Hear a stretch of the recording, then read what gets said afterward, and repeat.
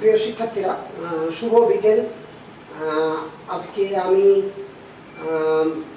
Honours দ্বিতীয় বর্ষের যে একটি ক্লাস নিয়েছিলাম, আমরা পানির আয়নীকরণ ধ্রুবক আয়নাইজেশন কনস্ট্যান্ট থেকে আমরা কিভাবে আমরা পিএইচ আমরা পেয়েছি, পিওএইচ পেয়েছি, পিওএইচ এর মধ্যে সম্পর্ক, পিকে এবং পিএইচ এবং পিওএইচ এর মধ্যে সম্পর্ক তোমাকে দেখিয়েছি। আমরা লাস্টে আমরা এটি দেখিয়েছি যে পানির যে আয়নীকরণ যে ধ্রুবক অর্থাৎ আয়নাইজেশন কনস্ট্যান্ট হলো, অর্থাৎ হাইড্রোজেন আয়নের এবং হাইড্রোক্সাইড আয়নের যে গুণফল সেটা হলো 10⁻⁻⁴, অর্থাৎ হাইড্রোজেন আয়নের ঘনমাত্রা 10⁻⁻⁷ মোল পার লিটার। এই যখন হাইড্রোজেন আয়নের ঘনমাত্রা 10⁻⁷ মোল পার লিটার থাকবে, তখন আমরা বলবো যে সেটা একটা নিউট্রাল অর্থাৎ নিরপেক্ষ। অর্থাৎ 10⁻⁷ হাইড্রোজেন আয়নের ঘনমাত্রা যখন 10⁻⁷ হবে, তখন পিএইচ হবে 7। এই পর্যন্ত আমরা আসছিলাম এবং আমরা কয়েকটি সম্পর্ক দেখিয়েছিলাম যে পিএইচ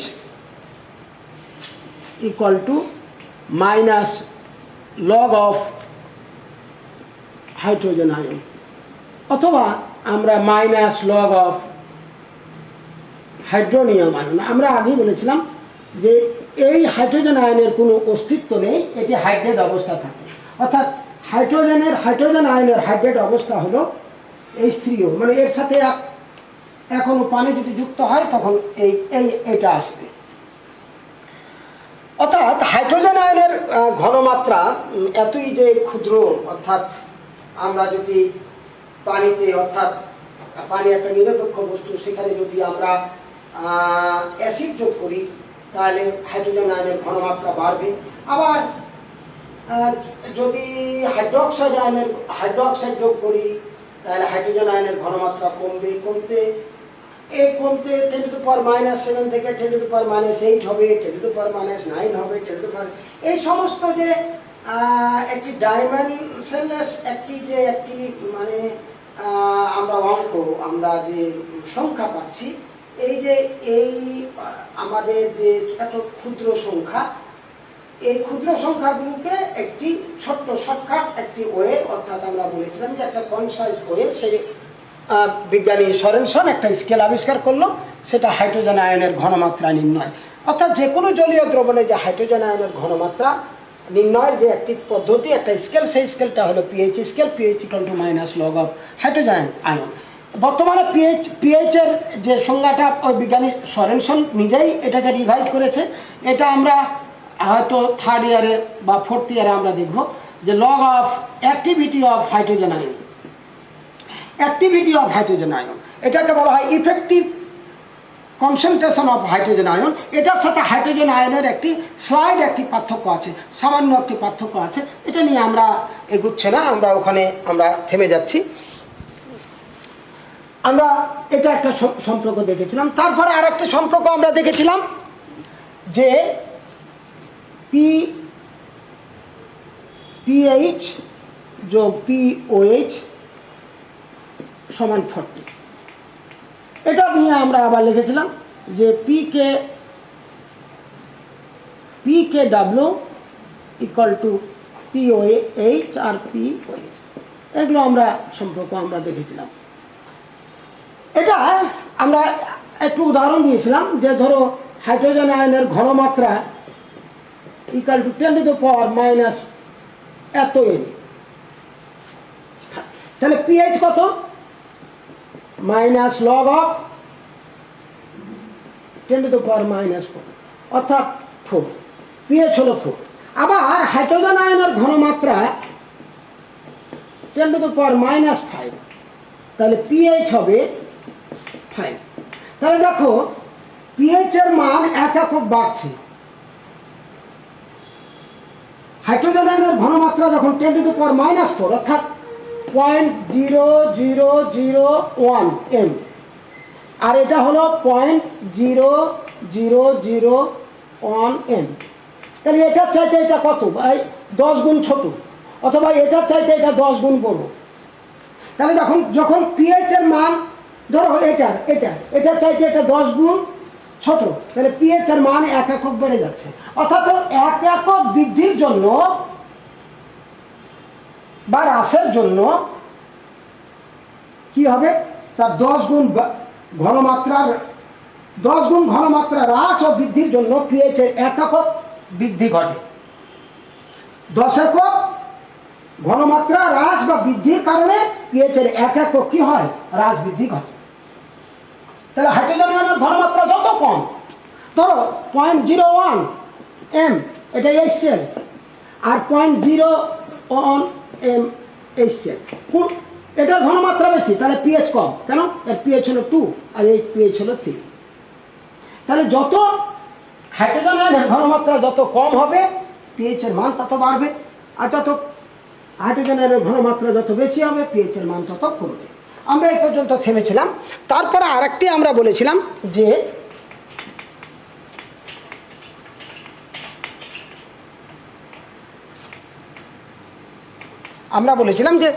এখানে যে ধরো হাইড্রোজেন আয়নের ইকুয়াল টু, এখানে আমরা এসে বিরতি দিয়েছিলাম, এটার মান হলো 10⁻⁻⁷। অর্থাৎ নিরপেক্ষ পানির পিএইচ হলো, এখানে পিএইচ কত? পিএইচ হবে কত? পিএইচ হলো 7। এখন যদি এই পানিতে আমরা যদি অম্ল যোগ করি, অম্ল যোগ করা মানে কি? হাইড্রোজেন আয়ন যোগ করা। তাহলে হাইড্রোজেন আয়নের ঘনমাত্রা বাড়বে। এই হাইড্রোজেন আয়নের ঘনমাত্রা বাড়বে কত হবে? তাহলে 10⁻⁻⁶। আরও যদি অম্ল যোগ করি 10⁻⁵, তাহলে 10⁻⁶ এর পিএইচ কত? 6। এটা 10⁻⁻ কত? 5। আবার যদি করি 10⁻⁻4, এর পিএইচ হলো 4। আবার 10⁻⁻3, তাহলে পিএইচ হলো -2। তাহলে এদিকে পিএইচ এর মান কত? বাড়ছে। আবার যখন হাইড্রোজেন আয়ন যোগ করছি, এবার বলো আমরা হাইড্রোক্সাইড, পানিতে তো কি আছে? হাইড্রোজেন আয়ন আর কি আছে? Hydroxide ion. আবার আমরা যখন হাইড্রোক্সাইড আয়ন যোগ করছি মানে কি? হাইড্রোক্সাইড হাইড্রোজেন আয়নের সাথে আবার রিঅ্যাক্ট করবে, তাহলে কি হবে? তাহলে হাইড্রোজেন আয়নের ঘনমাত্রা নিচে কি হয়ে যাবে? কমে যাবে। কত হলো? 10⁻⁻8 হবে না? তাহলে পিএইচ এর মান কত হবে? 8। হাইড্রোজেন আয়নের ঘনমাত্রা, এবার হাইড্রোক্সাইড আয়ন যোগ করছি, তাহলে হাইড্রোজেন আয়নের ঘনমাত্রা কমবে। কেন? তোমরা জানো যে hydrogen ion into hydroxide ion equal to 10⁻⁻40। এই দুটার মান এর গুণফল 10⁻⁻। একটা বাড়লে, এতক্ষণ কি করেছিলাম? হাইড্রোজেন আয়নের ঘনমাত্রা বাড়িয়েছিলাম, তাহলে এটার মান কি হয়ে গেছে? কমে গেছে। আবার এটার মান যদি আমরা বাড়াই তাহলে এটার মান কমবে। দিয়ে এই মানটাকে কিন্তু ধরে রাখবে, এই KW কিন্তু একই থাকবে। তাহলে এবার কি হবে? 10⁻⁻ কত হবে? 9 হবে। তাহলে পিএইচ কত হবে? 9। এটা হাইড্রোজেন আয়নের ঘনমাত্রা। যখন হাইড্রোক্সাইড আয়ন যোগ করছি তাহলে হাইড্রোজেন আয়নের ঘনমাত্রা হ্রাস পাচ্ছে, তাহলে 10⁻⁻10, তাহলে পিএইচ হলো 10। এইভাবে আমরা করতে করতে আমরা 10⁻⁻14, পিএইচ আসছিল 14। অর্থাৎ পিএইচ এর রেঞ্জ 10⁻⁻1, 1 × 10⁻0, এটা 1, এটা 0, এটা হলো 1। অর্থাৎ 1 থেকে 14 এর মধ্যে আমরা বলেছিলাম পিএইচ রেঞ্জ 1 থেকে 14, যে কোনো না 0 থেকে 14, অর্থাৎ যে কোনো অ্যাকোয়াস সলিউশনের জন্য যেগুলো আমরা ব্যবহার করি ল্যাবরেটরিতে। আমরা এও বলেছিলাম যে পিএইচ এর মান ধনাত্মক হতে পারে, ঋণাত্মক হতে পারে। যেগুলো আমরা ধনাত্মক সেটিকে আমরা কাউন্ট করছি। আমরা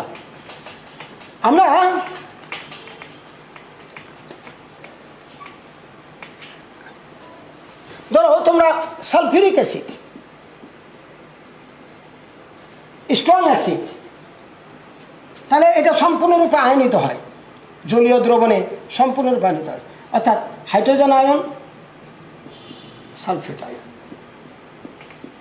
ধরো এর ঘনমাত্রা আছে 0.02 m, সালফিউরিক অ্যাসিডের ঘনমাত্রা 0.02 m। তাহলে এটা যদি সম্পূর্ণরূপে আয়নিত হয় তাহলে এই ঘনমাত্রার আমরা কি পাবো? সালফেট পাবো। আর এই ঘনমাত্রার আমরা কি পাবো? হাইড্রোজেন পাবো, কিন্তু এর দ্বিগুণ। কেন? 2 গুণ আছে। যে এটা যে মোল, এত মোল সালফেট পারলাম, এত এম মোলারিটির, এত মোল, এই হাইড্রোজেন আয়ন 2 দ্বারা গুণ আছে, তাহলে 2, এত এম হাইড্রোজেন আয়ন। এখন যদি বলে যে সালফিউরিক অ্যাসিডের ঘনমাত্রা 0.2 এম, সালফিউরিক অ্যাসিডের ঘনমাত্রা 0.2 এম,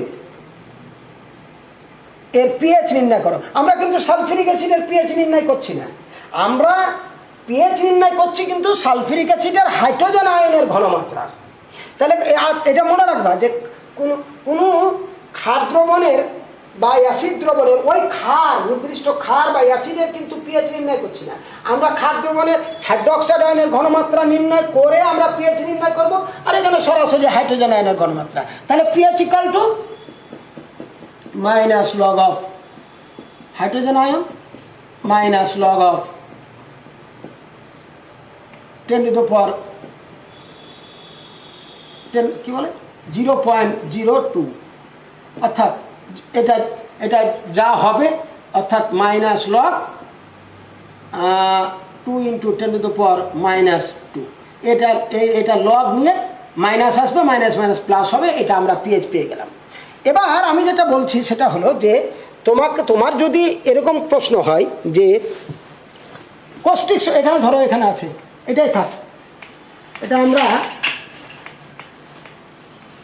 ধরো ক্যালসিয়াম হাইড্রোক্সাইড,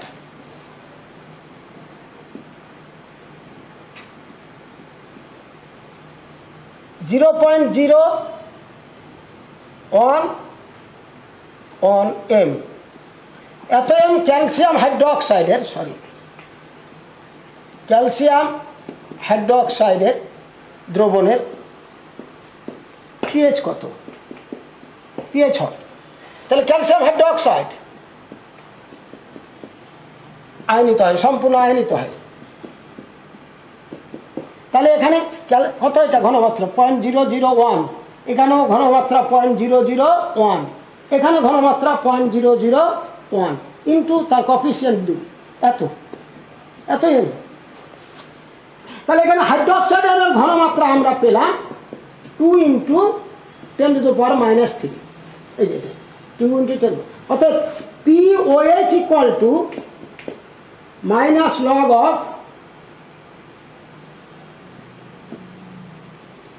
হাইড্রোক্সাইড, এটা হলো ফর্মুলা। তাহলে এখানে hydroxide minus log of hydroxide কত? 2 ইন্টু 10 টু দ্য পাওয়ার -3। তাহলে এখান থেকে আমরা কার মান পেলাম? পিএইচ, ধরো x পেলাম। আমরা জানি পিএইচ যোগ পিওএইচ সমান 40, অতএব pH equal to 14 minus pOH. তাহলে এই 14 থেকে এটা বাদ দিয়ে দিলে আমরা এই ক্ষার দ্রবণের পিএইচ পেয়ে গেলাম। এটুক পর্যন্ত আমরা দেখেছিলাম। আমরা আজকে নতুন একটি জিনিস আমরা আজকে দেখি।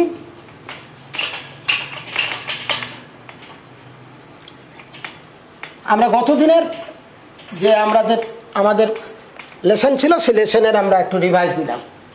আমরা আজকে দেখব হলো যে একটু আগে আমরা একটু বলে নিই। আমরা বলেছিলাম যে ব্রনস্টেড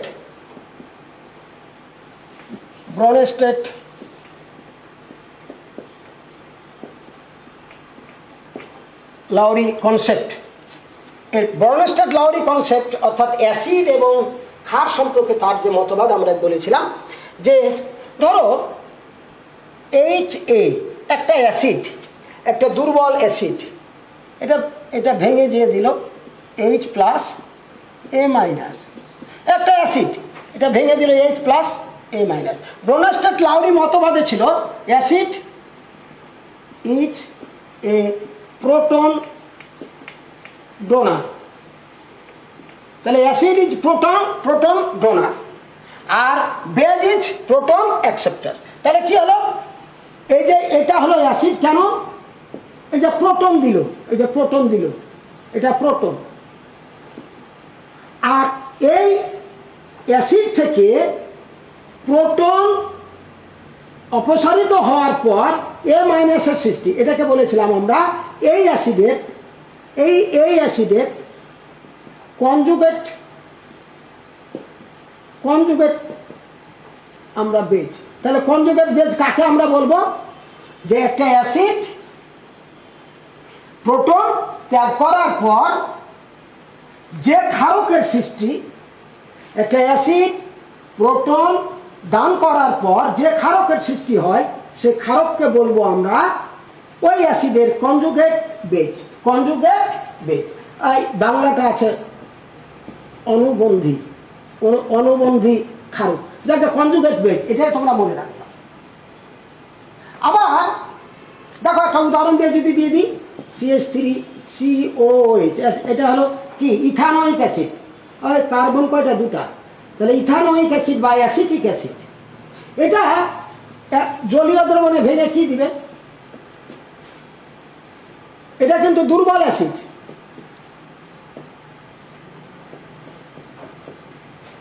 এটা দুর্বল একটা উইক অ্যাসিড। তাহলে এটা দিল। তাহলে বলো তো এখান থেকে কি কি কি দিল? এটা প্রোটন দিল। এটা প্রোটন। ওই যে আমরা ব্রনস্টেড-লাউরি মতবাদে অ্যাসিড হলো সেটা যেটা প্রোটন দেয়, আর ক্ষার হলো সেটি যেটি প্রোটন গ্রহণ করে। আমরা আসছি। তাহলে দেখো তো এই অ্যাসিড, এটা অ্যাসিড, তাহলে কি দান করলো? যে প্রোটন দান করলো। এই অ্যাসিড প্রোটন দান করার পর এই বেজ মানে এই ক্ষারটা সৃষ্টি। তাহলে এই যে অ্যাসিটেট আয়ন বা ইথানোয়েট আয়ন, তাহলে বলি এটা ইথানোয়িক অ্যাসিড যখন বলবো এটাকে বলবো ইথানোয়েট আয়ন। অ্যাসিটিক অ্যাসিড যখন বলবো এটা অ্যাসিটেট আয়ন। তাহলে অ্যাসিটেট আয়ন বা ইথানোয়েট আয়ন হলো এই অ্যাসিডের কনজুগেট বেজ। এবার দেখো তো উল্টোটা দেখো তো, এই যে বেজ মানে ক্ষারক প্রোটন গ্রহণ করার পর এই অ্যাসিডের সৃষ্টি হবে। তাহলে আমরা ব্রনস্টেড-লাউরি মতবাদে আমরা দেখলাম যে অ্যাসিড হলো প্রোটন দাতা আর ক্ষার হলো প্রোটন গ্রহীতা। এখন আমরা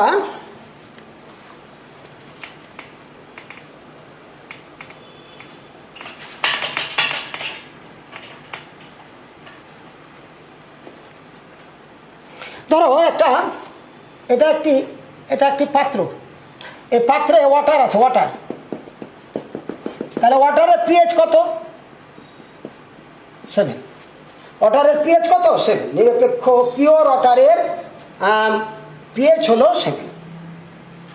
এখানে যদি আমরা অ্যাসিড যোগ করলাম, ধরো HCl যোগ করলাম এবং HCl এর ঘনমাত্রা 0.001 m যোগ করলাম। অ্যাসিড যোগ করছি কার মধ্যে? পানির মধ্যে। অর্থাৎ পানিতে কি ছিল? হাইড্রোজেন আয়ন ছিল। পানিতে হাইড্রোজেন আয়নের ঘনমাত্রা আর হাইড্রোক্সাইড আয়নের ঘনমাত্রা সমান, কিন্তু এটাও 10⁻⁻7, এটি 10⁻⁻7। এবার অ্যাসিড যোগ করছি মানে কি? প্রোটন যোগ করছি, অ্যাসিড যোগ করছি। তাহলে হাইড্রোজেন আয়নের ঘনমাত্রা বাড়বে।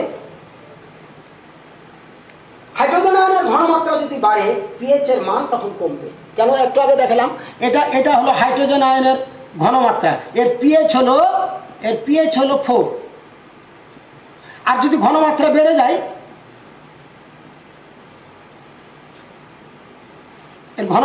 এর চাইতে ঘনমাত্রা বাড়ে, অর্থাৎ 0.001 হলো, এর চাইতে এটা 10 গুণ কি বড় না? তাহলে কি হবে? এর পিএইচ কত হবে? এর পিএইচ হলো 3। তাহলে হাইড্রোজেন আয়নের ঘনমাত্রা আমরা যোগ করছি, মানে অ্যাসিড যোগ করছি 0.001। তাহলে এই যে এটার পিএইচ কত? অর্থাৎ 10⁻³ অর্থাৎ এই পিএইচ এর মান 7 থেকে কতটা কমবে? 3 বাদ দাও, তাহলে কত কমবে? 4-এর হ্রাস পাবে। তাহলে যখন আমরা পানিতে কোনো স্মল অ্যামাউন্ট অফ অ্যাসিড আমি যোগ করছি, যে 0.001 m আমরা যখন যোগ করছি 1 লিটার পানিতে, তখন দেখা যাচ্ছে তার পিএইচ এর মান কি হচ্ছে? 3। 4 থেকে কত? এখানে 3, এটা 7 থেকে 3, অর্থাৎ 4 কমবে, অর্থাৎ 7 থেকে 3 হচ্ছে, অর্থাৎ 3 বাদ দাও, তাহলে কত হচ্ছে? এই 3 বাদ দিয়ে দাও এখান থেকে, যে 10⁻³ এটা পিএইচ এর মান 3, তাহলে 4 কমে যাচ্ছে। একটা মানে একটা কি বলবো, ড্রাস্টিকলি একটা চেঞ্জ হচ্ছে, মানে একবারে ভীষণভাবে পরিবর্তন হয়ে যাচ্ছে। এবার যদি আমি ক্ষার যোগ করি এখানে, এই পাত্র ওই যে হাইড্রোজেন আয়ন আর হাইড্রোক্সাইড আয়ন আছে, অর্থাৎ পিএইচ আছে 7, নিরপেক্ষ পানি, পিওর পানি। এখানে আমরা ক্ষার যোগ করছি, মানে কি ওই ক্ষার যোগ করছি, ওই একই অ্যামাউন্টের ক্ষার যোগ করছি, অর্থাৎ কস্টিক সোডা যোগ করছি, তীব্র ক্ষার যোগ করছি। তাহলে পিএইচ এর মান তখন তোমার এটা এই যে এই পরিমাণ ক্ষার যোগ করছি, তাহলে এত পরিমাণ হাইড্রোজেন আয়নের ঘনমাত্রা কমে যাবে। যে পরিমাণ ক্ষার যোগ করছি, তাহলে যে পরিমাণ কতখানি ক্ষার যোগ করছি, 0.001 m সোডিয়াম হাইড্রোক্সাইড যোগ করছি, অর্থাৎ হাইড্রোক্সাইড আয়ন যোগ করছি 10⁻³ m। তাহলে হাইড্রোজেন আয়নের ঠিক এত এম হাইড্রোজেন আয়নের ঘনমাত্রা কমে যাবে। তাহলে কতটুকু কমবে? 10⁻³ কমে যাবে। তাহলে কমে যদি যায়, হাইড্রোজেন আয়নের ঘনমাত্রা 10⁻³ কমে গেল, তাহলে পিএইচ এর মান 3 গুণ কি হয়ে যাবে? বেড়ে যাবে। ক্লিয়ার কি ক্লিয়ার না? আবার বলি, আমরা এখানে কি বলেছিলাম?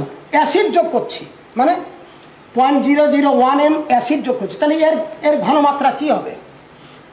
পিএইচ কত হবে? 3। তাহলে পিএইচ 3 কমে যাবে, অর্থাৎ 7 ছিল, কমে গেল কত? 4 হলো।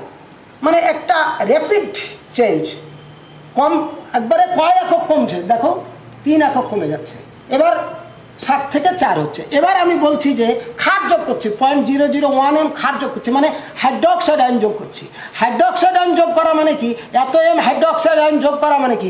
এত এম হাইড্রোজেন আয়নের ঘনমাত্রা কমে যাবে, কমে যে হাইড্রোজেন আয়নের ঘনমাত্রা কমে যাবে। তো হাইড্রোজেনের ঘনমাত্রা 0.001, এর পিএইচ এর মান কত? 3। তাহলে এত বেড়ে যাচ্ছে, তাহলে 3 আমরা পিএইচ এর মান 3 গুণ কি আছে? 3 বেড়ে যাচ্ছে। তাহলে 7 থেকে 7 আর যোগ 3, এটা বেড়ে যাচ্ছে, কিন্তু হাইড্রোজেন আয়নের ঘনমাত্রা কমছে, তাহলে পিএইচ এর মান বাড়ছে। বেড়ে এখানে ছিল 7 থেকে 3 যোগ হচ্ছে, তাহলে কত? 10। আমি বুঝাতে চাচ্ছি যে কোনো পিওর ওয়াটারের পিএইচ এর মান, নিউট্রাল ওয়াটারের পিএইচ এর মান 7। এখানে যদি আমরা কোনো অ্যাসিড যোগ করি বা ক্ষার যোগ করি স্মল অ্যামাউন্ট, তাহলে দেখা যায় যে পিএইচ এর মান একটি বৃহৎ পিএইচ এর মানের একটা বৃহৎ মানের একটি পরিবর্তন ঘটে। এটা আমরা একটা উদাহরণ দিয়ে দেখালাম। কিন্তু এমন একটি দ্রবণ আছে যে দ্রবণে ওই সামান্য পরিমাণ অ্যাসিড এবং ক্ষার যোগ করার পরও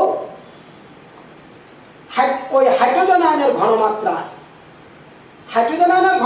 পরিবর্তন হবে না। তার মানে কার পরিবর্তন হবে না? পিএইচ এর মানের পরিবর্তন ঘটবে না। তাহলে এমন একটি দ্রবণ এখানে এই দ্রবণের মধ্যে আমি ওই small amount of an acid or a base আমরা এখানে যোগ করছি। এবার দেখা যাচ্ছে পিএইচ এর মানে তেমন কোনো পরিবর্তন ঘটছে না, ঘটলেও 0.1 এরকম পরিবর্তন ঘটে। তখন এই দ্রবণকে বলবো that solution is called buffer solution.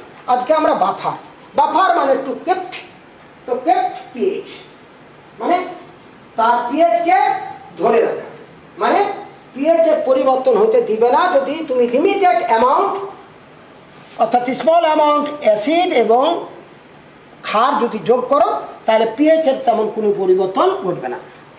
সেই দ্রবণটার নাম হলো বাফার দ্রবণ। তাহলে যে দ্রবণে সামান্য পরিমাণ অ্যাসিড, অর্থাৎ স্মল অ্যামাউন্ট, বেশি যোগ করলে কিন্তু হবে না, তারও ক্যাপাসিটি, বাফার দ্রবণে সেটা ক্যাপাসিটি আছে, সেটা পরে আমরা আসছি। তাহলে যে দ্রবণে সামান্য পরিমাণ অ্যাসিড বা ক্ষার যোগ করার পর ওই দ্রবণের পিএইচ এর মানে তেমন কোনো পরিবর্তন ঘটে না, যেটা ঘটে সেটা মানে ধরে নেওয়া যায় যে মানে নেগলিজেবল, মানে ক্ষুদ্র, সেই দ্রবণের নাম হলো বাফার সলিউশন। আমরা একটু আমাদের স্লাইডে যাই, তাহলে দেখতে পাবো।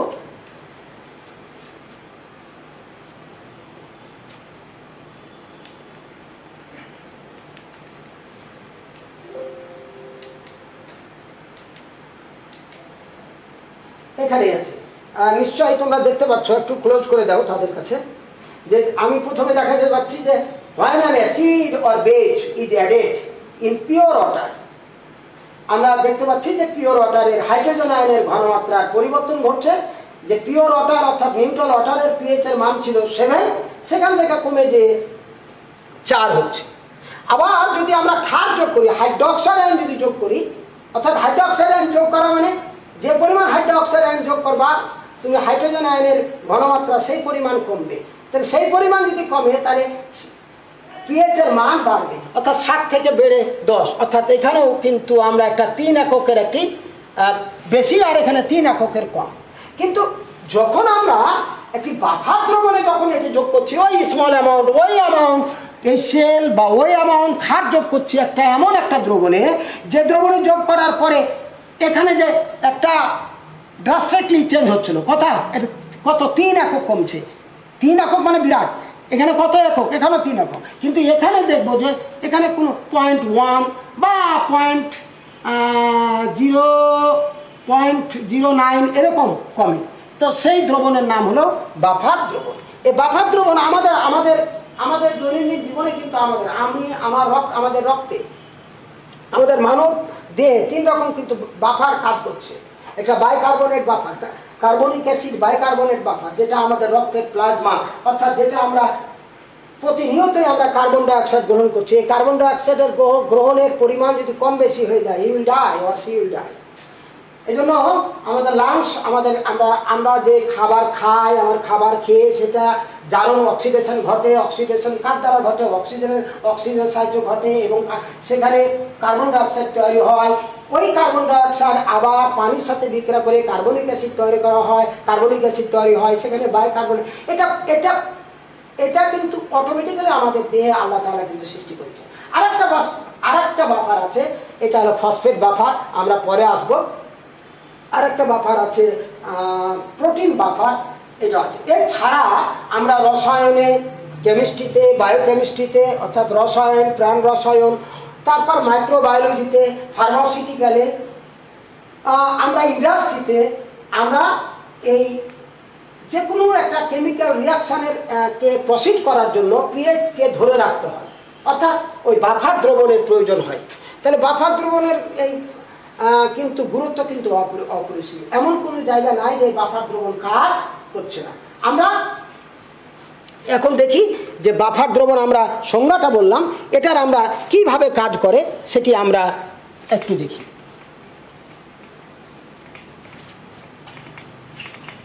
তাহলে বাফার দ্রবণ কি করছে? তার পিএইচ, দ্রবণের পিএইচ কে কি করতে, যে কনস্ট্যান্ট রাখছে, মানে রেজিস্ট করছে, যে পিএইচ এর পরিবর্তন আমি করতে দেব না, এমন একটি বাফার। আমরা এখন আসি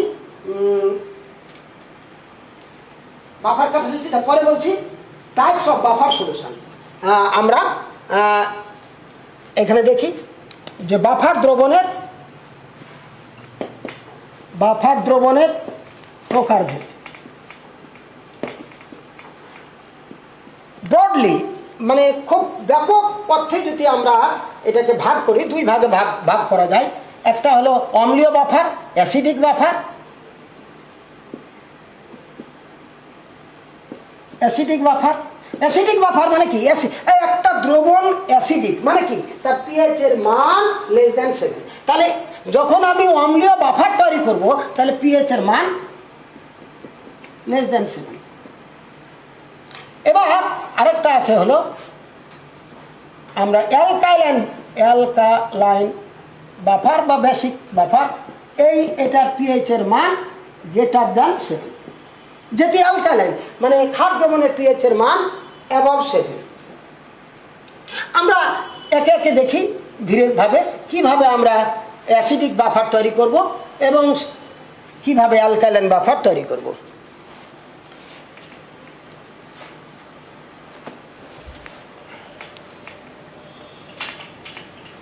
অ্যাসিডিক বাফার আমরা তৈরি করি। অ্যাসিডিক বাফার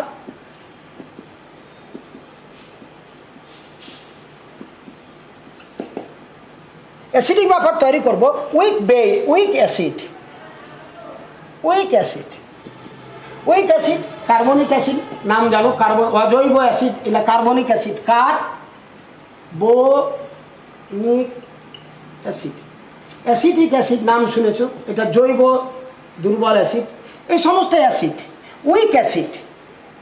এবং এই উইক অ্যাসিডের কনজুগেট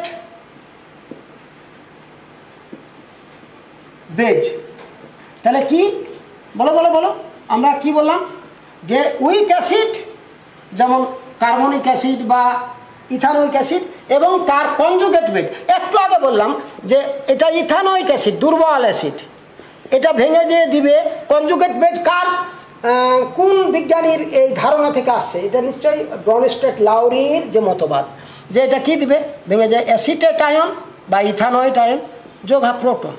এটা অম্ল, এটা অ্যাসিড। এই অ্যাসিড প্রোটন দান করার পর, যে প্রোটন দান করার পর CH3CO মাইনাসের সৃষ্টি, এটার নাম হলো কনজুগেট বেজ, মানে অণুবন্ধী অম্ল, অণুবন্ধী ক্ষারক কার, এই যে এই অম্লটার। তাহলে আমরা যদি উইক অ্যাসিড নিই, ইথানোইক অ্যাসিড, তার কি নিব, কনজুগেট বেজ, মানে কোন ইথানোইক অ্যাসিড নিলাম উইক অ্যাসিড, তার কনজুগেট বেজ কি নিব, CH3CO মাইনাস। এই কনজুগেট বেজটা আছে এই অ্যাসিডের সাথে, এই অ্যাসিডের সাথে, অ্যাসিড তো তীব্র না মৃদু, এটা হলো উইক অ্যাসিড, এই অ্যাসিডের সাথে তীব্র ক্ষারের বিক্রিয়া, সোডিয়াম হাইড্রোক্সাইড, পটাশিয়াম হাইড্রোক্সাইড। তাহলে এটা কি হবে, অ্যাসিড আর ক্ষার, তাহলে লবণ আর পানি হবে। তাহলে এই সোডিয়ামটা কাকে সরিয়ে দেবে, হাইড্রোজেনকে, তাহলে CH3COONA যোগ H আর OH কি হলো, এই যে সোডিয়াম অ্যাসিটেট থেকে আমরা কি পাবো, অ্যাসিটেট আয়ন আর কি পাবো, সোডিয়াম আয়ন পাবো। এই যে ভেঙে যায়, কি দিবে, অ্যাসিটেট আয়ন আর সোডিয়াম। ওই যে অ্যাসিটেট আয়ন কামস ফ্রম এই যে উইক অ্যাসিডের সল্ট, কোন সল্ট, সোডিয়াম সল্ট এখানে দিলাম। তাহলে আমরা একবারে বলে দিই যে অ্যাসিটিক বাফার তৈরি করব উইক অ্যাসিড এবং উইক অ্যাসিডের সল্ট, কোন সল্ট, যে দুর্বল কিন্তু ক্ষারের সাথে বিক্রিয়া, এখানে এটার সাথে অ্যামোনিয়াম হাইড্রোক্সাইডের বিক্রিয়া করে লবণ তৈরি হবে, অ্যামোনিয়াম অ্যাসিডেট, ওটা না, কিন্তু এই অ্যাসিডের সাথে তীব্র ক্ষারের বিক্রিয়া যে লবণ উৎপন্ন হয় সেই লবণটা। তাহলে উইক অ্যাসিড এবং উইক অ্যাসিডের conjugate base, that is weak অ্যাসিডের কোন লবণ, সোডিয়াম লবণ, পটাশিয়াম লবণ, এই সমস্তগুলো। অর্থাৎ উইক অ্যাসিডের সাথে তীব্র ক্ষারের বিক্রিয়া যে লবণ উৎপন্ন হয় সেটা। তাহলে আমরা সামারি জানি, আমরা অ্যাসিডিক বাফার তৈরি করব যে ইকুইমোলার যদি এটা যদি ইকুইমোলার হয়, ওই বাফার দ্রবণটার ক্যাপাসিটি অনেক সুন্দর হয়, ভালো হয়, ওগুলো পরে আসছি আমরা। তাহলে উইক অ্যাসিড এবং উইক অ্যাসিডের sodium salt or potassium salt, that is weak acid এর conjugate base, ধরো কার্বনিক অ্যাসিড, এটা দুর্বল অ্যাসিড, তাহলে আর কনজুগেট বেজ কোনটা হবে, কার্বনিক অ্যাসিড দুর্বল অ্যাসিড, তাহলে এটা কি হবে, এটা অ্যাসিড তো প্রোটন দিবে, এখানকার প্রোটন চলে গেল, তাহলে থাকলো কি HCO3 মাইনাস, এই যে বাইকার্বনেট। তাহলে এটা অ্যাসিড, এটা প্রোটন, আর এটা হলো কনজুগেট বেজ, তাহলে কি হবে, এই CO3 মাইনাস। তো এই কনজুগেট বেজটা আসছে কোত্থেকে, অর্থাৎ কার্বনিক অ্যাসিডের সাথে ক্ষারের বিক্রিয়া, তীব্র ক্ষারের বিক্রিয়ায় কি হবে, সোডিয়াম, এই যে সোডিয়ামের যোজনী এক, এখান থেকে একটা হাইড্রোজেন সরাবে, তাহলে সোডিয়াম বাইকার্বনেট যোগ পানি। তাহলে দেখো তো একই কথা। তাহলে এটা কিন্তু এটা কার সাথে, এটা আসছে কিন্তু এই উইক অ্যাসিডের সাথে স্ট্রং বেজের যে বিক্রিয়া, অর্থাৎ দুর্বল অ্যাসিডের সাথে তীব্র ক্ষারের বিক্রিয়া যে লবণ উৎপন্ন হচ্ছে, এখান থেকে কিন্তু আসছে এই যে বাইকার্বনেট। এটাকে আমরা নেগলেক্ট করছি, কেন নেগলেক্ট করছি, এখানে পটাশিয়াম হাইড্রোক্সাইড দিয়েও বিক্রিয়া করতে পারি, তাহলে পটাশিয়াম বাইকার্বনেট। তাহলে উইক অ্যাসিডের conjugate base or its salt, মানে তার লবণ, নিশ্চয় এটা বোঝা গেছে। তাহলে এটার সাথে এই লবণ, এটার সাথে এই লবণ, অথবা এটার সাথে এই বেজ, অথবা এই অ্যাসিডের সাথে এটা বেজ, এই কনজুগেট বেজ। তাহলে আমরা অ্যাসিড বাফারের পিএইচ এর মান কত হবে? <7। কিভাবে আমরা তৈরি করলাম? যে দুর্বল অ্যাসিড এবং দুর্বল অ্যাসিড নিব একটা পাত্রে, এবং দুর্বল অ্যাসিডের সাথে যে ক্ষারের বিক্রিয়া হয়ে যে লবণ উৎপন্ন হয়, সে লবণ এর মিশ্রণটা হলো অম্লীয় বাফার, এবং তার পিএইচ এর মান হবে <7। এবার আমরা ক্ষারীয় বাফার, অ্যাসিডিক বাফার বা না কি বলে অ্যালকাইনার buffer, alkaline buffer, weak base মানে মৃদু ক্ষার, দুর্বল ক্ষার, যেমন অ্যামোনিয়াম হাইড্রোক্সাইড, আমরা এদিকে লিখি অ্যামোনিয়াম হাইড্রোক্সাইড। উইক বেজ এর সাথে এই উইক বেজের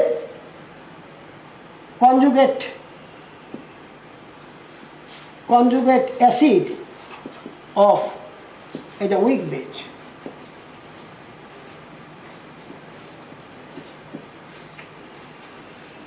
তাহলে আমরা কি বললাম? এবার আমরা অ্যালকালাইন বাফার কিভাবে তৈরি করব? দুর্বল ক্ষার নিব, দুর্বল ক্ষার ধরে অ্যামোনিয়াম হাইড্রোক্সাইড, তার কনজুগেট অ্যাসিড, তাহলে এটা আমরা ভেঙে দিই, ব্রনস্টেড লাউরি, তাহলে কি দিবে? অ্যামোনিয়াম আয়ন যোগ হলো হাইড্রোক্সাইড আয়ন। তাহলে এটা যদি ক্ষার হয়, তাহলে এই ক্ষারের কনজুগেট, এটা যদি বেজ, আর এই বেজ হাইড্রোক্সাইড আয়ন দান করার পর এই অম্লের সৃষ্টি, এই অম্লটাকে বলবো আমরা এই বেজের কনজুগেট অ্যাসিড। তাহলে কনজুগেট অ্যাসিড কাকে বলবো? কনজুগেট অ্যাসিড মানে তাহলে বেজ থেকে তৈরি হবে, মানে ক্ষারক থেকে তৈরি হবে। কোন ক্ষার যখন হাইড্রোক্সাইড দান করার পর যে অম্লের সৃষ্টি, যে অ্যাসিডের সৃষ্টি, তাকে বলবো কনজুগেট অ্যাসিড বা অনুবন্ধী অম্ল। তাহলে আমরা উইক অ্যালকালাইন বাফার তৈরি করবো উইক বেজ, অর্থাৎ অ্যামোনিয়াম হাইড্রোক্সাইড নিব, একটা পাত্রে অ্যামোনিয়াম হাইড্রোক্সাইড নিব, নিয়ে এখানে কি দিব আমরা? তার কনজুগেট অ্যাসিড। কি জিনিস? Ammonium ion. অ্যামোনিয়াম আয়ন কিসে আছে? এই মানে অ্যামোনিয়াম ক্লোরাইড আছে, তাহলে এই অ্যামোনিয়াম ক্লোরাইড আমরা এখানে যোগ করব। অ্যামোনিয়াম নাইট্রেটে আছে, অ্যামোনিয়াম সালফেটে আছে। তাহলে উইক বেজ, তাহলে অ্যামোনিয়াম হাইড্রোক্সাইড আর কনজুগেট অ্যাসিড। কনজুগেট অ্যাসিডটা আমরা পাবো কোত্থেকে? এই ক্ষারের সাথে, এটা তীব্র ক্ষার না মৃদু ক্ষার? মৃদু ক্ষার। এই মৃদু ক্ষারের সাথে তীব্র অ্যাসিডের বিক্রিয়ায় যে লবণ তৈরি হবে, অর্থাৎ অ্যামোনিয়াম ক্লোরাইড যোগ হলে পানি, এই লবণ তৈরি হবে। এই লবণে কোন আয়ন আছে? এই যে অ্যামোনিয়াম আয়ন। এটাই তো conjugate acid of ammonium hydroxide. Clear নাকি? আবার বলি, তাহলে আমরা অ্যালকালাইন বাফার তৈরি করব উইক বেজ, যেমন দুর্বল ক্ষার, যেমন অ্যামোনিয়াম হাইড্রোক্সাইড, এবং এর কনজুগেট বেজ, এর কনজুগেট অ্যাসিড। এর কনজুগেট অ্যাসিড কোনটা? যে অ্যামোনিয়াম হাইড্রোক্সাইড, দুর্বল ক্ষার, তাহলে ব্রনস্টেড লাউরি মতবাদ অনুসারে এটা অ্যামোনিয়াম আয়ন যোগ হলো হাইড্রোক্সাইড আয়ন। তাহলে এটা হলো তার কি মানে? এটা হলো তার কি আয়ন? এটা হলো তার কনজুগেট কি অ্যাসিড, কনজুগেট অ্যাসিড। তাহলে আমরা এই যে উইক বেজের সাথে দুর্বল ক্ষারের সাথে আমরা এই দুর্বল ক্ষারের সাথে আমরা কি যোগ করব? তার লবণ। কিভাবে লবণটা তৈরি করব? তার সাথে ওই দুর্বল ক্ষারের সাথে তীব্র অ্যাসিডের বিক্রিয়ায় যে লবণ উৎপন্ন হয়, সে লবণটা এর সাথে যোগ করব। অর্থাৎ এটার সাথে যদি আমি HCl যোগ করে দিই, তাহলে কিন্তু আমার বাফার দ্রবণ তৈরি হয়ে যাবে। কেন? অ্যামোনিয়াম হাইড্রোক্সাইড আছে, আর এই অ্যামোনিয়াম হাইড্রোক্সাইডের সাথে কার অতিরিক্ত অ্যামোনিয়াম হাইড্রোক্সাইড আমরা নিব আগে, আর কিছু অ্যামোনিয়াম হাইড্রোক্সাইড থেকে যাবে, আর এর সাথে বিক্রিয়া করে কিছু অ্যামোনিয়াম হাইড্রোক্সাইড বিক্রিয়া করে অ্যামোনিয়াম কি হবে, ক্লোরাইড হবে, তখন একটা বাফার ধরবো। অর্থাৎ ইকুইমোলার আমরা অ্যামোনিয়াম হাইড্রোক্সাইড আর কনজুগেট অ্যাসিড নিব, কনজুগেট অ্যাসিড নিব, ইকুইমোলার লবণ। তাহলে আমরা অ্যালকালাইন বাফার তৈরি করলাম, দুর্বল ক্ষার এবং দুর্বল ক্ষারের কনজুগেট অ্যাসিড অর্থাৎ দুর্বল ক্ষারের লবণ। ওই লবণটা কিভাবে তৈরি হয়েছে, দুর্বল ক্ষারের সাথে তীব্র অ্যাসিডের বিক্রিয়া। এখন আমরা দেখব যে কিভাবে আমরা দেখব বাফার অ্যাকশন, মানে how does the buffer solution, কিভাবে একটি বাফার দ্রবণে যদি আমরা small amount acid or base যদি আমরা অ্যাড করি তো পিএইচ এর তেমন কোনো পরিবর্তন হয় না, যেটুক হয় সেটি মানে গণনাযোগ্য নয়। তাহলে কেন বাফার তার পিএইচকে ধরে রাখছে, কোন ক্ষমতা বলে, সেটাই আমরা এখন বাফার মেকানিজম বা বাফার এটা আমরা দেখব কৌশল। ধরো এটা জানার আগে কিন্তু একটি জিনিস আমাদেরকে জানতে হবে, সেটা হলো ধরো অ্যামোনিয়াম হাইড্রোক্সাইড একটা দুর্বল উইক ইলেকট্রোলাইট মানে দুর্বল তড়িৎ বিশ্লেষ্য। দুর্বল তড়িৎ বিশ্লেষ্য তারা যারা আংশিক আয়নিত হয়, জলীয় দ্রবণে আংশিক আয়নিত হয়, এটা দুর্বল। তাহলে এটা উভমুখী বিক্রিয়া কিন্তু। তাহলে অ্যামোনিয়াম আয়ন যোগ হলো হাইড্রোক্সাইড আয়ন। তাহলে একটা পাত্রে অ্যামোনিয়াম হাইড্রোক্সাইড আছে, এই পাত্রে অ্যামোনিয়াম হাইড্রোক্সাইড আছে। তাহলে অ্যামোনিয়াম হাইড্রোক্সাইড আংশিক, এখানে মনে করো 80%ই অবিয়োজিত অবস্থায় থেকে যায়, এখানে প্রায় 75% বা 70% অবিয়োজিত অবস্থায় থেকে যায়, মানে আংশিক আয়ন, কোনোটারও 90% 95% থেকে যায়। এগুলো হলো দুর্বল তড়িৎ বিশ্লেষ্য, উইক ইলেকট্রোলাইট বলি। তাহলে এটা অ্যামোনিয়াম হাইড্রোক্সাইড আংশিক রূপে জলীয় দ্রবণ আয়নিত হয়ে অ্যামোনিয়াম আয়ন আর হাইড্রোক্সাইড আয়ন যোগ দিল। ধরো এবার আমরা বাইরে থেকে আমরা অ্যামোনিয়াম ক্লোরাইড যোগ করছি, এইখানে এই যে পাত্রে অ্যামোনিয়াম ক্লোরাইড যোগ করছি। মানে কি দেখো তো, অ্যামোনিয়াম হাইড্রোক্সাইড কি আয়ন ছিল, অ্যামোনিয়াম আয়ন ছিল, আর অ্যামোনিয়াম ক্লোরাইডও কিন্তু অ্যামোনিয়াম আয়ন আছে, দেখো না আছে। তাহলে এটার আর এটার মধ্যে কমন আয়ন মানে সাধারণ আয়ন কি হলো, অ্যামোনিয়াম আয়ন সাধারণ আয়ন। এটা যখন যোগ করব অ্যামোনিয়াম ক্লোরাইড অ্যামোনিয়াম হাইড্রোক্সাইড যোগ করছি, তখন দেখা যাবে অ্যামোনিয়াম হাইড্রোক্সাইড মানে এটি যোগ করার আগে অ্যামোনিয়াম হাইড্রোক্সাইড যে মাত্রায় আয়নিত হচ্ছিল, অ্যামোনিয়াম ক্লোরাইড যোগ করার পর সেই তার আয়নের মাত্রাটা অর্থাৎ ভেঙে যাওয়ার মাত্রাটা কমে যায়। এটাকে বলা হয় কমন আয়ন ইফেক্ট। এই ইফেক্টটা কিন্তু শুধু এই তড়িৎ বিশ্লেষ্য পদার্থের মধ্যে না, আরও সব আমরা লবণ বিশ্লেষণে আমাদের তোমরা গুণগত লবণ বিশ্লেষণে এটা আমরা দেখব, মানে দ্রাব্যতার উপর এটার একটা বিরাট একটা প্রভাব আছে, এই সমআয়ন প্রভাব। যাক আজকে আমরা এটুক পর্যন্ত বলি যে অ্যামোনিয়াম হাইড্রোক্সাইড একটা উইক ইলেকট্রোলাইট, এটি পার্সিয়াল, এটা মানে 100% এটি হয় না, পার্সিয়াল এটা ডিসোসিয়েট হয়। তাহলে এটা কি হবে, অ্যামোনিয়াম আয়ন একটা পার্সিয়াল সামান্য। এবার এর মধ্যে অ্যামোনিয়াম ক্লোরাইড যোগ করছি, সলিউশন যোগ করছি। এবার যে হারে ভাঙছিল মানে যেটুকুই ভাঙছিল অ্যামোনিয়াম হাইড্রোক্সাইড, এই বিক্রিয়াটা ডান দিকে যেটুকুই যাচ্ছিল, অ্যামোনিয়াম ক্লোরাইড যোগ করার পর এই অ্যামোনিয়াম হাইড্রোক্সাইডের ভাঙার হারটা অর্থাৎ তার যে ডিসোসিয়েশনের মাত্রাটা কি হয়ে যাবে, কমে যাবে। এটাকে বলবো কমন আয়ন ইফেক্ট। অর্থাৎ যখনই আমি অ্যামোনিয়াম ক্লোরাইড যোগ করছি মানে অ্যামোনিয়াম আয়ন যোগ করছি, মানে এখানে অ্যামোনিয়াম ক্লোরাইড যোগ করছি মানে কি অ্যামোনিয়াম আয়ন যোগ করছি, তাহলে এটা কিন্তু উভমুখী বিক্রিয়া। লাসার্টির নীতি অনুসারে অ্যামোনিয়াম আয়ন যখন এদিকে যোগ করছি তাহলে ডান দিকে অ্যামোনিয়াম আয়নের ঘনমাত্রা বেড়ে যাবে, তখন বিক্রিয়াটা তখন যে equilibrium will be shift to right to left. অর্থাৎ এই বিক্রিয়ার সাম্য অবস্থা ডান থেকে বামে সরবে। অর্থাৎ অ্যামোনিয়াম হাইড্রোক্সাইড যে হারে ভাঙছিল ওটা আর ভাঙবে না, বরঞ্চ অ্যামোনিয়াম হাইড্রোক্সাইড তৈরি হবে। একটু তোমরা জেনে যাবো। আমরা এই যে একটু এখন বলি তো, একটু ইথানোয়িক অ্যাসিড, এই পাত্রে ইথানোয়িক অ্যাসিড আছে, ইথানোয়িক অ্যাসিড উইক ইলেকট্রোলাইট। তাহলে এটা ভেঙে যে এটা দিবে আর হাইড্রোজেন আয়ন দিবে, এর এর এর মোটামুটি 1.7 ×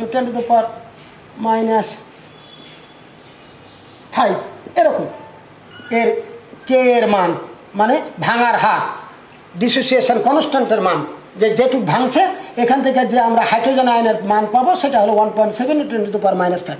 যাক, এখন এটা দুর্বল তড়িৎ বিশ্লেষ্য, দুর্বল অ্যাসিড। এবার যদি আর একটা যখন আমরা যোগ করছি সোডিয়াম অ্যাসিটেট, ওই যে সোডিয়াম অ্যাসিটেট একটু আগে বলছিলাম, দেখো তো এটা অ্যাসিটেট আয়ন, এটা সোডিয়াম আয়ন। তাহলে যখনই এর মধ্যে সোডিয়াম অ্যাসিটেট যোগ করছি, মানে কোন আয়ন যোগ করছি? Acetate ion. আর এখানে কিন্তু অ্যাসিটেট আয়ন আছে, দেখো না?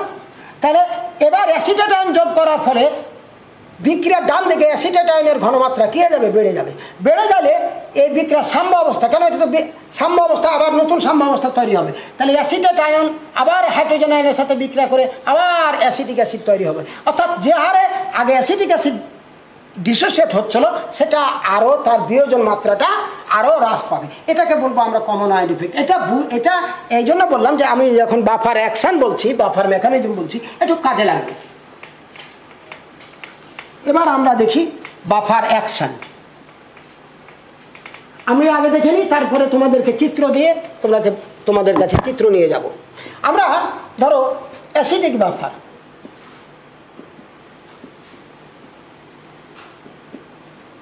আমরা ধরেছিলাম যে ইকুইমোলার, অর্থাৎ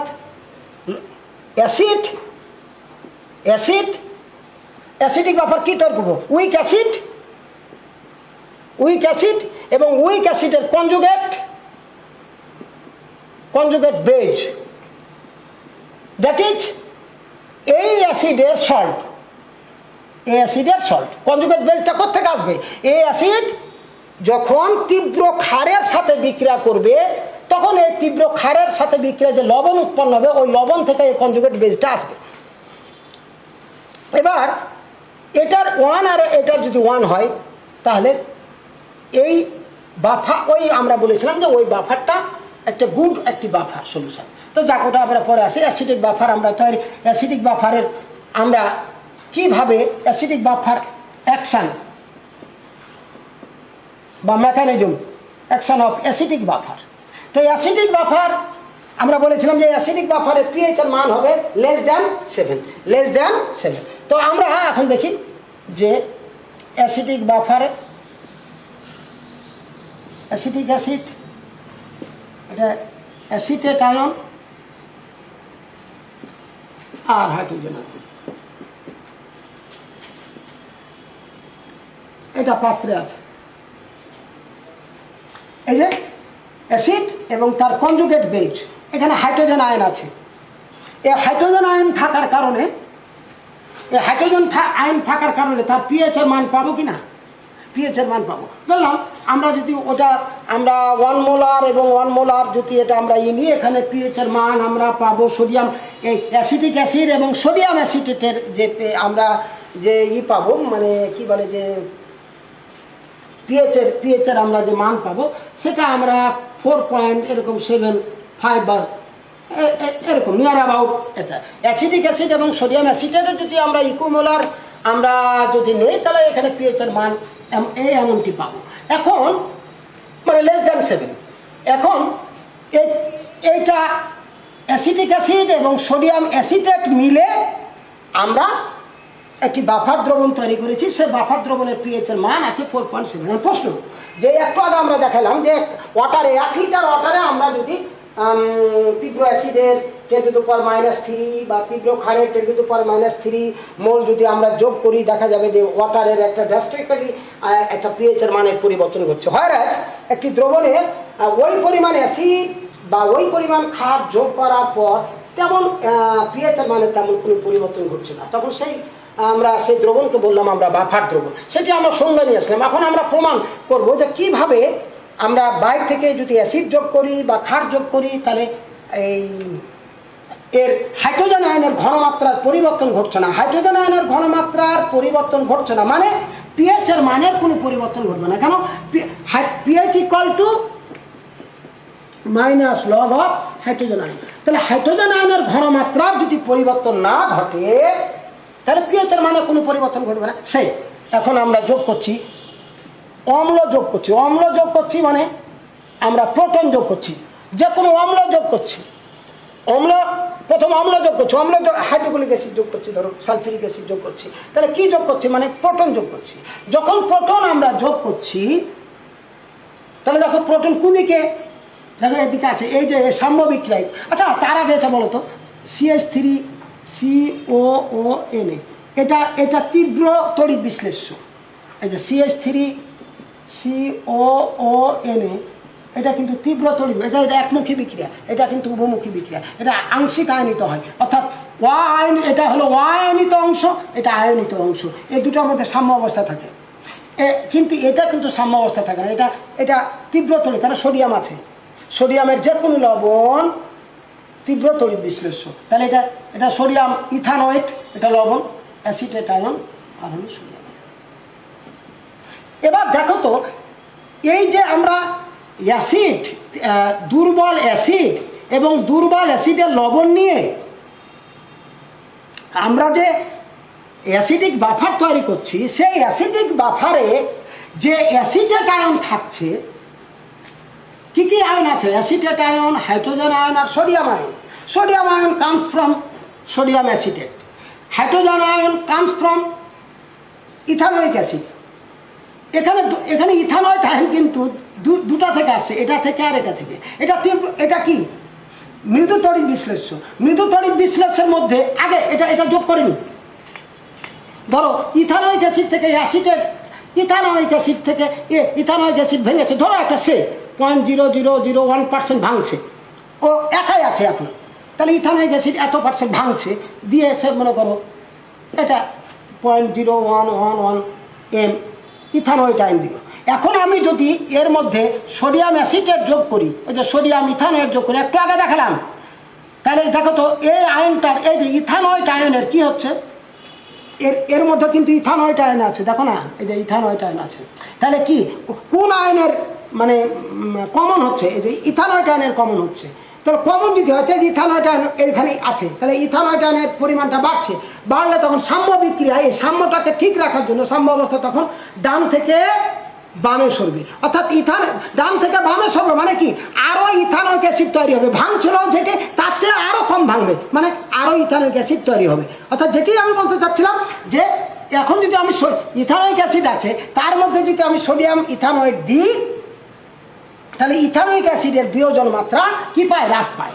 তাহলে এই যে আমি ইথানোয়েট আয়ন এখন দিয়ে দিলাম, এর মধ্যে কি লক্ষ্যে দিলাম, আমি সোডিয়াম, আমি বাফার দেবো, অ্যাসিডিক বাফার তৈরির উদ্দেশ্যে দিলাম, তাহলে এটা ভেঙে যে কি দিবে, ইথানোয়েট আয়ন দিবে আর সোডিয়াম আয়ন। আমার প্রশ্নটা হলো যে sodium ion comes from sodium ethanoate, hydrogen ion একমাত্র আসছে কি ইথানোয়েট, যেটুকুই আমরা হাইড্রোজেন আয়ন পাবো সেটি কার থেকে আসছে, ইথানোয়িক অ্যাসিড থেকে আসছে। বাট ইথানোয়েট দুই জায়গা থেকে আসছে, এখান থেকে আর এখান থেকে। প্রশ্ন, এখান থেকে বেশি পাবো না এখান থেকে বেশি পাবো, এখান থেকে বেশি পাবো। কেন, যখনই সোডিয়াম ইথানোয়েট যোগ করছি, এই ইথানোয়েট আয়নের কমন হওয়ার কারণে এই ইথানোয়িক অ্যাসিডের বিয়োজন মাত্রা হ্রাস পেয়ে গেছে, এটাকে বলেছিলাম আমরা কমন আয়ন ইফেক্ট। তাহলে এখানে যে ইথানোয়েট আয়ন পাবো, তার ম্যাক্সিমাম মানে 99.99% যে আসবে সোডিয়াম ইথানোয়েট থেকে। সুতরাং এই জন্য এটাকে আমরা বলছি যে দুর্বল অ্যাসিড এবং দুর্বল অ্যাসিডের কনজুগেট বেজ কামস ফ্রম, তার লবণ থেকে আসে, অর্থাৎ ওই অ্যাসিডের লবণ সোডিয়াম লবণ, পটাশিয়াম লবণ থেকে আসে। তাহলে নিশ্চয়ই এটুকু বোঝা গেছে যে কোনো দুর্বল তড়িৎ বিশ্লেষ্যটি দুর্বল অ্যাসিড, এর সাথে যদি একটি সবল স্ট্রং ইলেকট্রোলাইট যোগ করি, মানে তীব্র তড়িৎ বিশ্লেষ্য যোগ করি, তাহলে দুর্বল তড়িৎ বিশ্লেষের বিয়োজন মাত্রাটা হ্রাস পেয়ে যায়। কিসের কারণে, ওই যে কমন আয়নের কারণে, এখানে কমন আয়ন, এখানে কমন আয়নের কারণে। দেখো সহজ উদাহরণ, দেখো HCl, এটা তীব্র, H2S একটা উইক ইলেকট্রোলাইট, উইক মানে দুর্বল, এটা ভেঙে যায় কি দিবে, হাইড্রোজেন আয়ন আর সালফাইড আয়ন। এটা তোমরা খুব পরিচিত হাইড্রোজেন সালফাইড, তোমরা লবণ বিশ্লেষণ এটা করো। তাহলে এটা দুর্বল একটা অ্যাসিড, এটা ভেঙে যায় হাইড্রোজেন আয়ন আর কি দেয়, সালফাইড আয়ন দেয়। এখন যে ওই এখন পাত্র আছে, একটা পাত্র আছে, এটা ভাঙছো। এখন যদি আমরা HCl যোগ করি, তাহলে HCl যোগ করা মানে কি আয়ন যোগ করা, হাইড্রোজেন আয়ন যোগ করা। এখানে কিন্তু হাইড্রোজেন আয়ন আছে, তাহলে এই হাইড্রোজেন আয়নের কমন হওয়ার কারণে এদিকে দেখো বিক্রিয়ার ডান দিকে কিন্তু হাইড্রোজেন আয়নের ঘনমাত্রা বেড়ে যাচ্ছে, এটা যোগ করার ফলে। তাহলে এই বিক্রিয়ার সাম্য অবস্থা মানে কি, বিক্রিয়ক যত একটি নির্দিষ্ট সময়ে প্রতি মুহূর্তে বিক্রিয়ক অণু ভেঙে যে যতগুলো উৎপাদ তৈরি হবে, ঠিক ওই মুহূর্তে ততগুলো উৎপাদ অণু আবার বিক্রিয়ক অণুতে পরিণত হবে। এই তো আমরা সাম্য অবস্থা। অর্থাৎ তাহলে এখানে যখন হাইড্রোজেন আয়ন আসছে, তাহলে হাইড্রোজেন আয়নের ঘনমাত্রা বেড়ে যাচ্ছে, তাহলে এই সাম্য অবস্থা কি হয়ে যাচ্ছে, ব্রেক হচ্ছে, ব্রেক ডাউন হচ্ছে। তখন এই সাম্য অবস্থাকে আবার পুনরায় নতুন সাম্য অবস্থা তৈরির জন্য তখন বিক্রিয়ার ডান থেকে বামে চলে যাবে। অর্থাৎ ডান থেকে বামে চলে যাওয়া মানে কি, H2S তৈরি হওয়া। H2S আগে যে ভাঙতে নিজে যে ডিসোসিয়েট হচ্ছিল, HCl যোগ করার পর সেটা আর ভাঙতে পারছে না। এটা এই কমন আয়ন ইফেক্টের ফল। তো আমরা এখানে আসি যে ইথানোয়িক অ্যাসিড একটি দুর্বল তড়িৎ বিশ্লেষ্য, দুর্বল অ্যাসিড। এর মধ্যে যদি আমরা তীব্র তড়িৎ বিশ্লেষ্য সোডিয়াম অ্যাসিডের যোগ করি, তাহলে ইথানোয়িক অ্যাসিডের বিয়োজন মাত্রা হ্রাস পায়। কেন হ্রাস পায়? ওই যে ইথানোয়েট আয়ন থাকার কারণে। এই যে এদিকে ইথানোয়েট আয়ন যোগ হচ্ছে, যোগ হলে ইথানোয়েটের ঘনমাত্রা বাড়ছে, তাহলে সাম্য অবস্থা বিনষ্ট হয়ে যাচ্ছে। তখন ওই ইথানোয়েট আয়ন, অতিরিক্ত ইথানোয়েট আয়ন হাইড্রোজেন আয়নের সাথে বিক্রিয়া করিয়া বিক্রিয়াটার কোনদিকে যাবে, shift to right to left, মানে বাম দিকে যাবে। বাম দিকে যাওয়া মানে কি, অধিক ইথানোয়িক অ্যাসিড তৈরি হওয়া। আমরা এখন আসি যে কিভাবে, এত কিছু আমরা বলার প্রয়োজন ছিল না, তবুও বললাম, অনেক কিছু উঠে আসে। একটা যখন একটি ক্লাসরুমে যখন কোনো শিক্ষক পড়ায়, তখন রিলেভেন্ট ইরিলেভেন্ট সব কিছু উঠে আসে, তার কারণে উঠে আসলো এটা। তো আমরা অ্যাসিডিক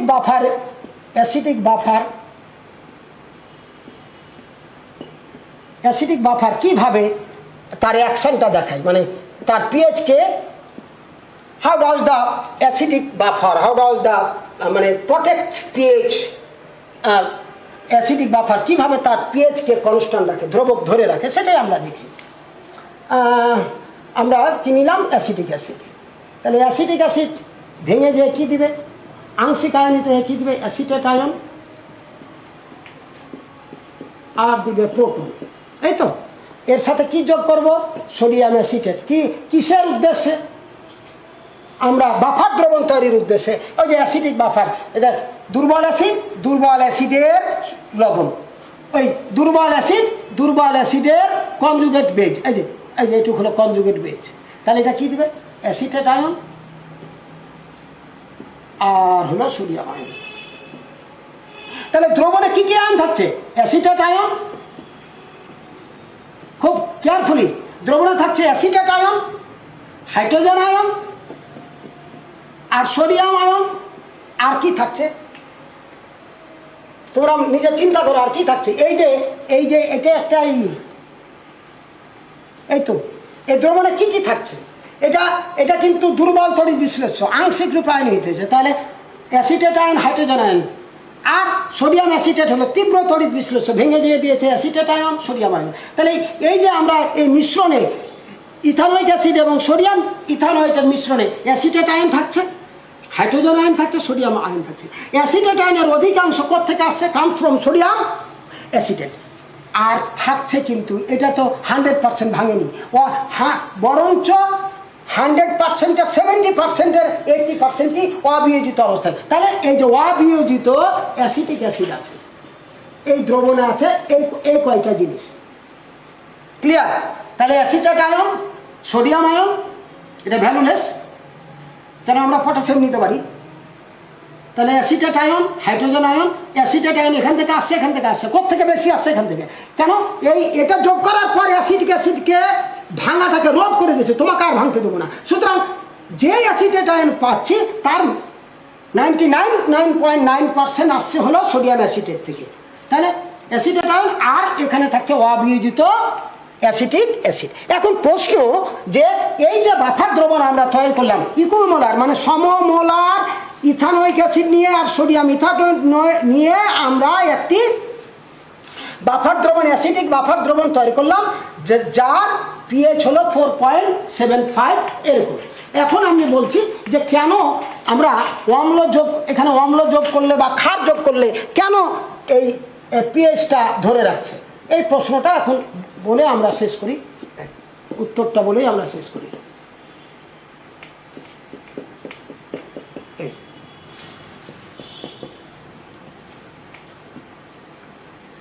এটা একমুখী টান। তাহলে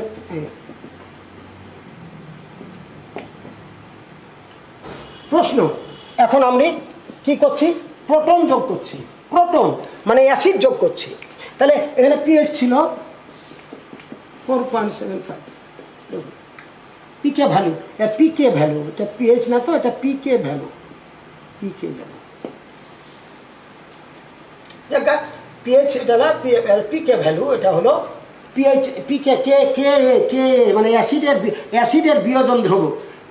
এর পিকে যদি আমরা নিই তাহলে pK equal to minus log of K a, pK minus log of K হলো 1.8 × 10⁻⁵, দিয়ে মান হলো পিকের মান হলো 4.75।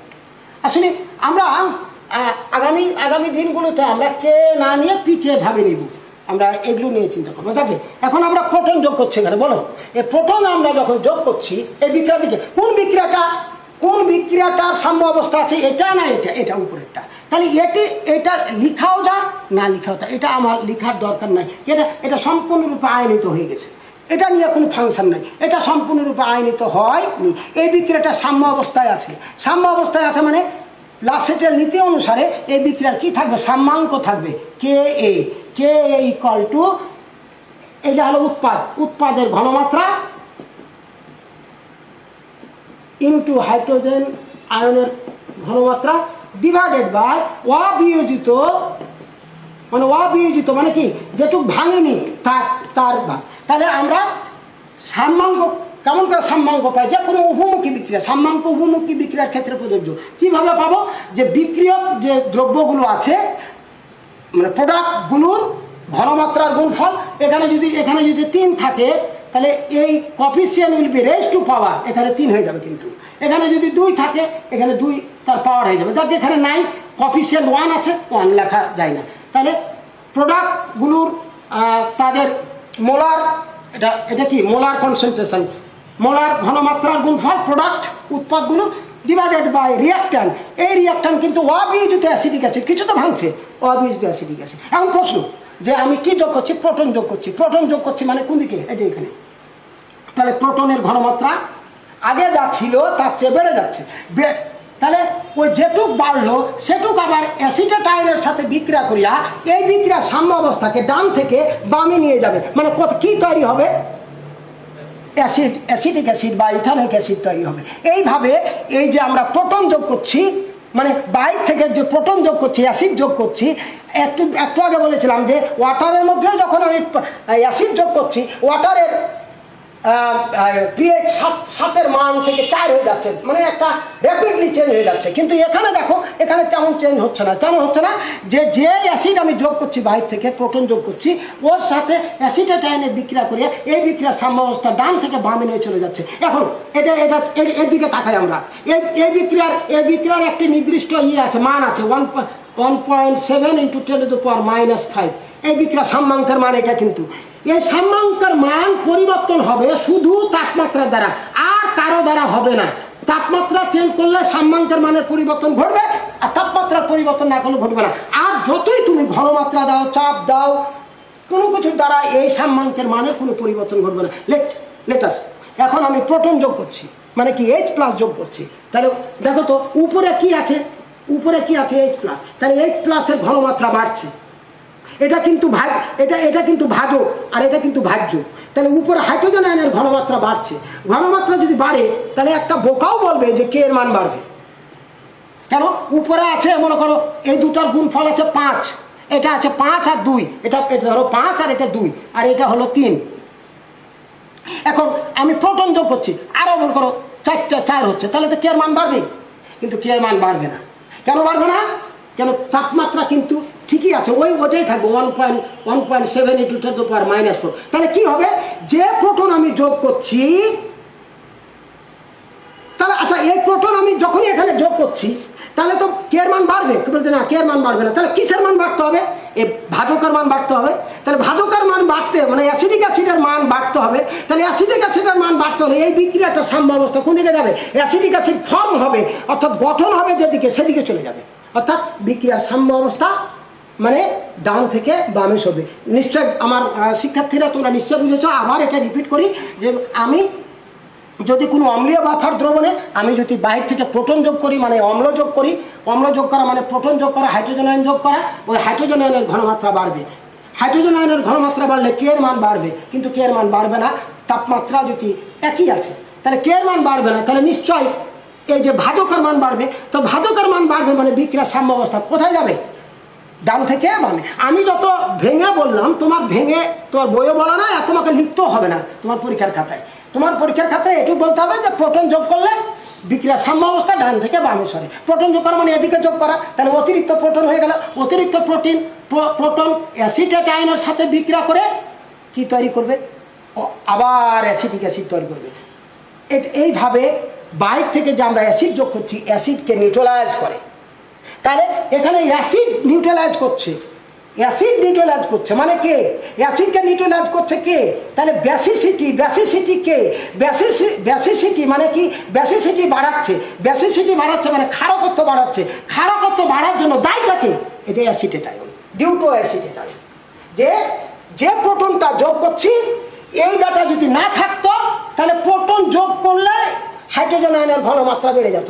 এই জিনিসটা আছে বলে, ওই যে কনজুগেট বেজ আছে বলে অতিরিক্ত প্রোটনকে সে ক্যাচ করছে, দিয়ে দিকে আসছে। তাহলে এই যে যখনই প্রোটন যোগ করছে অ্যাসিডিটি বাড়ছে, অ্যাসিডিটিকে বাড়তে দেবো না।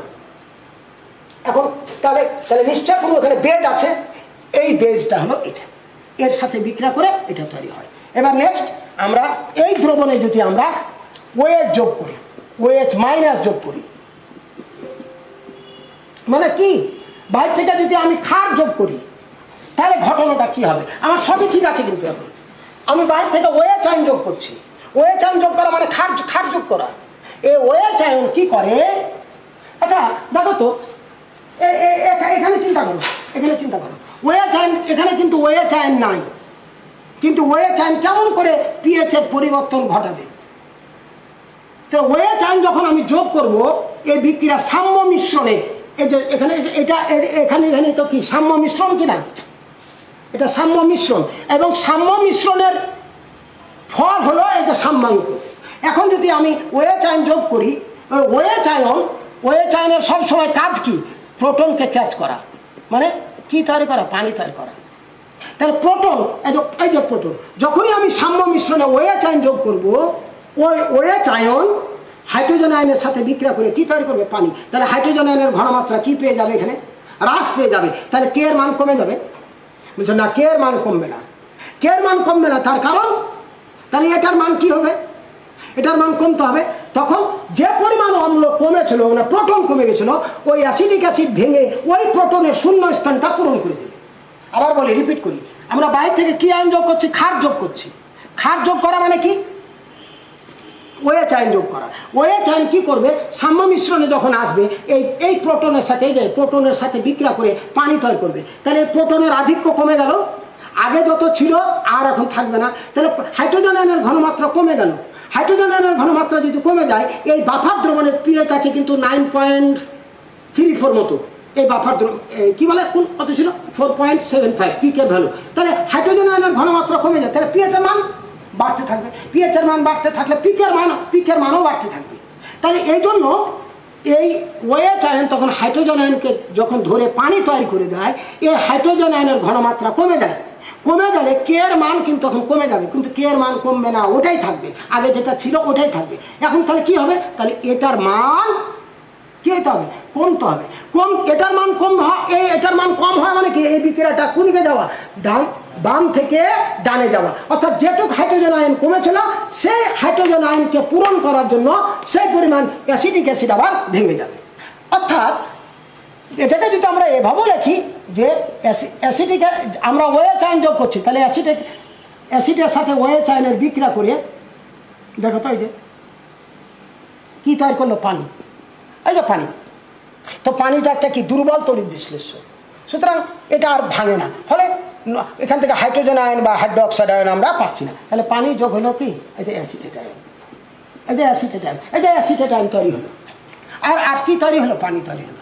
তাহলে আমরা এখানে শিখলাম যে আমরা যদি বাইরে থেকে ক্ষার যোগ করি, OH আয়ন যোগ করি, ওই OH আয়ন অ্যাসিটিক অ্যাসিডের সাথে বিক্রিয়া করে কি তৈরি করবে? পানি। অথবা OH আয়ন এই বিক্রিয়ার সাম্য মিশ্রণের হাইড্রোজেন আয়নের সাথে বিক্রিয়া করে কি করবে? পানি তৈরি করবে। ফলে বিক্রিয়ার তার ডান থেকে এই যে হাইড্রোজেনের ঘনমাত্রা কমে গেল, তাহলে এবার কমে গেল, তাহলে এখানে এটা শূন্য স্থান, এই শূন্য জায়গা হয়ে গেল। এই শূন্য জায়গাকে পূরণ করার জন্য বাতাস কোথায় যায়? শূন্য স্থানে যায়। তো কেমন? তাহলে এবার এই অ্যাসিটেট আয়ন তখন ডান থেকে বামে আসবে, অর্থাৎ বিক্রিয়া সাম্য অবস্থা ভেঙে দিয়ে সাম্য অবস্থা বাম থেকে ডানে চলবে। মানে অ্যাসিটিক অ্যাসিড ভেঙে দিয়ে যে পরিমাণ হাইড্রোজেন আয়ন OH আয়নকে ধরল, OH আয়ন যে পরিমাণ হাইড্রোজেন আয়নকে ক্যাচ করে পানি তৈরি করলো, ঠিক সেই পরিমাণ হাইড্রোজেন আয়ন দেওয়ার জন্য অ্যাসিটিক অ্যাসিড তখন চেষ্টা করবে। তাহলে বিক্রিয়ার সাম্য অবস্থা বাম থেকে ডানে সরে আসবে। ক্লিয়ার? নিশ্চয়ই তোমরা এই আমাদের অ্যাসিটিক বাফারের ক্রিয়া কৌশল তোমরা নিশ্চয় বুঝলা। আমরা একটু এতে যাই, আমাদের এখানে তোমরা আছে, আমি দেখাচ্ছি। দেখো এই যে আমি একটা দেখাচ্ছি, উপরেরটা একটু দেখো। এই যে আমরা অ্যাসিটিক অ্যাসিড আমরা দেখিয়েছি, অ্যাসিটিক অ্যাসিড দুর্বল, এই জন্য উপরের অ্যারো চিহ্নটা কিন্তু ছোট দিয়েছি।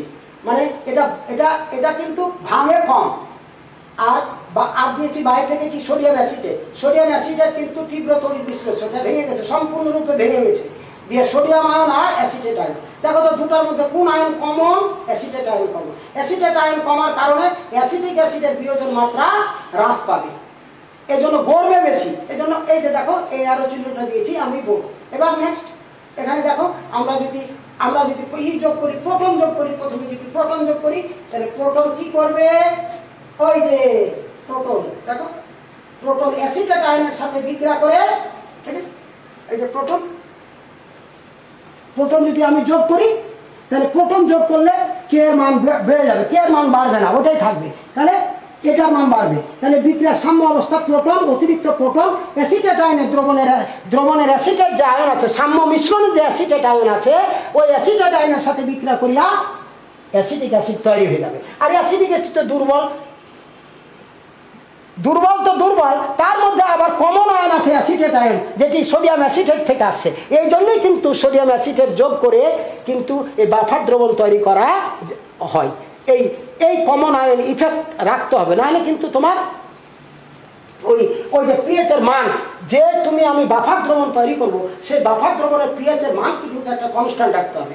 তারপরে তার উপর অ্যাকশন চালাতে হবে যে ওই পিএইচ এর মান পরিবর্তন হচ্ছে কিনা। আর নিজেই যদি পরিবর্তন হয়ে যায় এই ঘন্টা, তাহলে তো ওই বাফার কাজ করবে না। তো ধন্যবাদ আমার প্রিয় শিক্ষার্থীরা, আগামী দিন নিশ্চয়ই দেখা হবে তোমাদের সাথে। আমাদের এই চ্যাপ্টারটা আরো গুরুত্বপূর্ণ বিষয় থাকলো। আমরা আগামী দিন আমরা এটা নিশ্চয়ই আমরা অসল ডাইলিউশন ল আমরা একটু দেখব, লঘুকরণের সূত্র, অসল লঘুকরণের সূত্র, সেখান থেকে অ্যাসিড এবং ক্ষারের বিয়োজন ধ্রুবক নির্ণয় করে যে আমাদের প্রবলেমগুলো আছে, অঙ্কগুলো আছে, সেখানে আমরা দেখব। আর অ্যাসিড এবং ক্ষারের যে আমরা যে কে এবং কেবি পাবো, সেখান থেকে পিকে এ পাবো, পিকে ডাব্লিউ পাবো, অর্থাৎ পিকে ভ্যালু পাবো। এই পিকে ভ্যালু থেকে আমরা এই অঙ্কগুলো করবো, প্লাস আমাদের যে অম্ল বেজ এখানে প্রশ্ন আসছে, অম্ল বেজের টাইটেশনগুলো আমরা দেখবো। তো ধন্যবাদ সবাইকে, আমার আবার শুভেচ্ছা এবং অভিনন্দন জানিয়ে আজকে শেষ করছি।